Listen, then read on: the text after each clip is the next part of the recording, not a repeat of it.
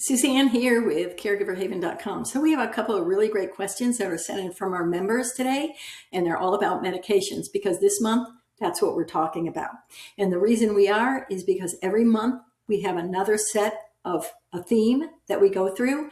This month is about medications, and the reason we always start with medications is because we want our senior to live healthy, happy, long lives. And in order to do that, we got to make sure that they're using their medications safely. The reason is medications have side effects, and as they age, these side effects start popping out. They become worse and worse. They become harder to figure out what's going on because every time it seems like a senior goes to their doctor or a specialist, they get another medication, another medication, another medication. So this is why we're asking all these questions on medications this month. All right, let's go ahead and get started. The first question is, mom has taken baby aspirin. Oh, what a good question. Baby aspirin for years because that's what you do. She's right. That's what we did in the old days, right? Now the doctor says that she may not need it. She bruises easily and had a nosebleed that scared us last month. She thinks stopping aspirin is dangerous. And honestly, I don't know what's right anymore. I don't want to mess with her heart, but I also don't want a bleeding emergency. How do we decide? This is from Elise, and she is in Minnesota. Elise, you are asking a perfect question because yes, the aspirin guidelines have changed, and all physicians, nurse practitioners, and PAs know about this. So this is a great conversational piece to ask. Should they be on aspirin or should they not be on aspirin? Okay. Unfortunately, I can't give you a direct answer, but I can educate you as to what you need to know so you ask the right questions to the physician.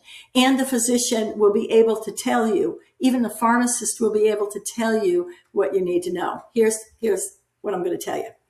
Ask if she is taking aspirin for primary prevention versus secondary prevention, because this is going to get you closer to your answer. Primary prevention versus secondary prevention.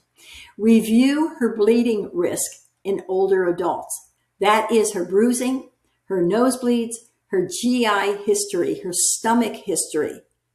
All right? So what I mean by that is you want to look at, she's taking aspirin. Aspirin is considered an NSAID, a non-steroidal anti-inflammatory drug. It does the same thing as what? It does the same thing as ibuprofen or naproxen.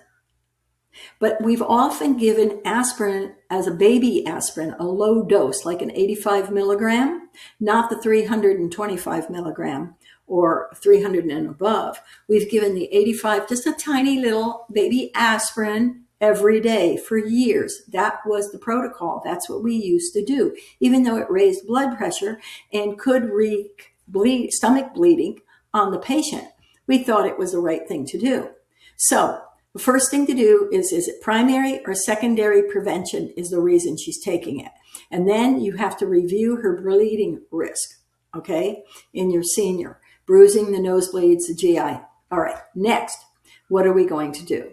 Well, the next thing is ask about the daily aspirin guidance, all right, after 70 years old, what the doctor recommends. I would start with the pharmacist first and ask the pharmacist, what we should do. Now, the pharmacist can give you more information, and these are going to be the questions you say to the pharmacist. I need to know what I want. What are the questions I have to ask the doctor? And get a pen and paper out, man, or start recording it on your phone, something, because he's going to rip through or she's going to rip through a bunch of questions that you should be asking, and rightfully so. So make sure you write all these down. Never stop. You can't stop aspirin immediately. You can't stop it suddenly. You have to confirm with the doctor that your senior can stop it. You have to, okay? So don't stop it, but go to the pharmacy and give them the symptoms that you're seeing, and then find out if it was for primary or secondary prevention, because that will tell the doctor whether it's okay to stop it or not okay to stop it. But that's just one of the criteria. There is a ton more in there that the doctor has to look at, especially the heart. So and chronic diseases. I can't do that for you. Only your physician knows whether it's a good thing to stop it or not. Unfortunately, I can't do it for you. All right, question number 2. Doctor started baby aspirin on his own and didn't tell anybody. He's also on a prescribed blood thinner. When I asked, he said extra protection. Well, I almost lost it. He had a dental cleaning last week and bled forever. And he thinks I'm overreacting, but I feel like we're one fall away from disaster.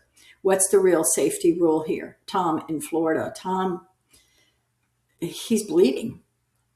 Something's causing this bleeding, and we got to figure out what it is. All right. So what we have to do first is he's being treated with aspirin plus an anticoagulant. All right. A blood thinner. This is a red flag combination. Red flags.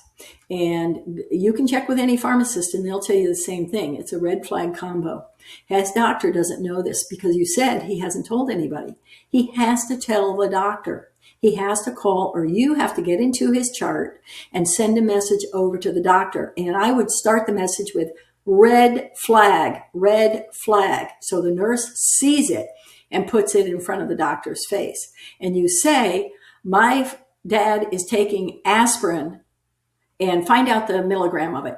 He is taking aspirin on his own. You never prescribed it. And he's taking a blood thinner, which you did prescribe.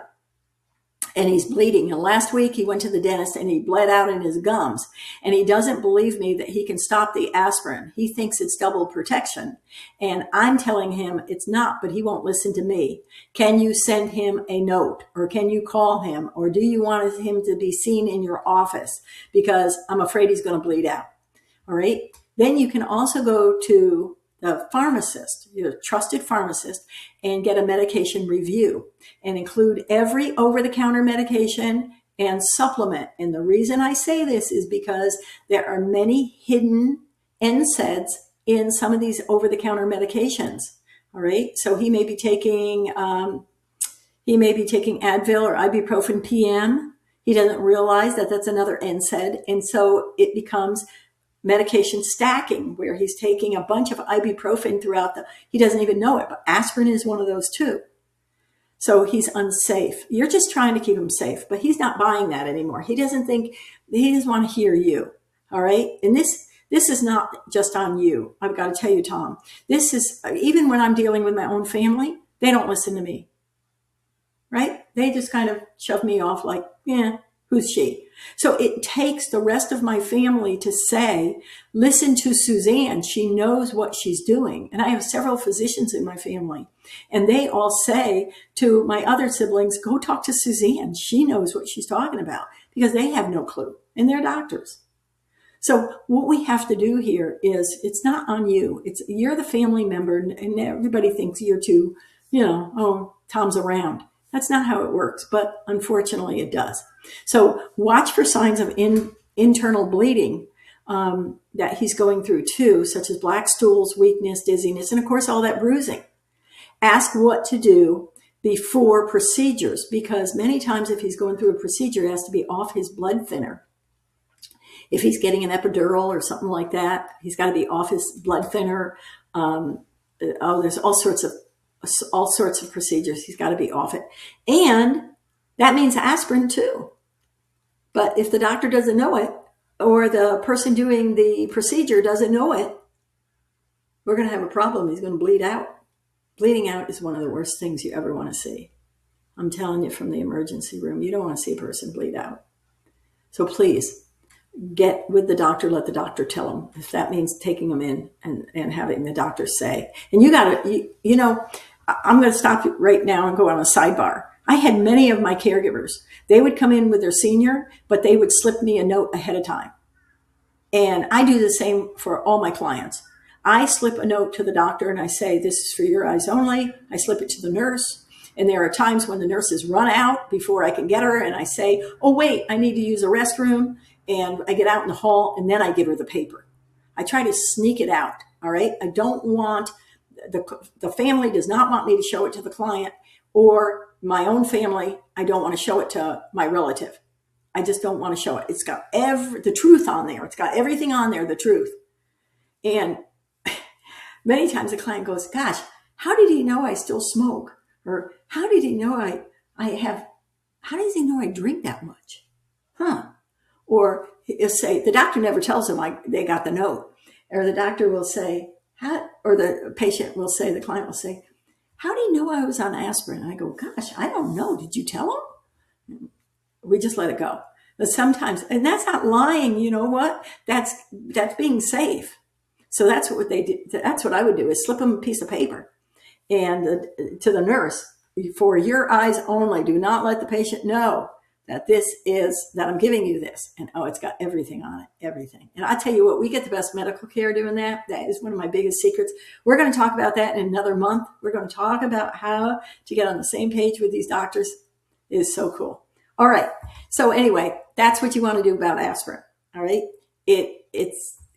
I cannot answer the questions for you. To recap, you've got to go to the doctor, because the doctor knows why he or she put you on it, or why you're on it. And it has to be primary or secondary prevention.